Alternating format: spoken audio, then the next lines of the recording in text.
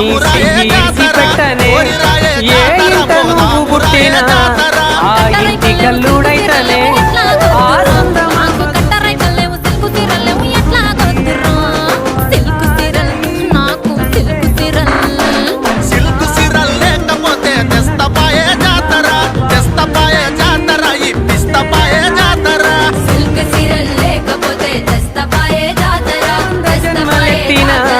నీ చెయ్యి పెట్టనే ఏ ఇంట నువ్వు పుట్టినా ఆ ఇంటి కల్లుడైతే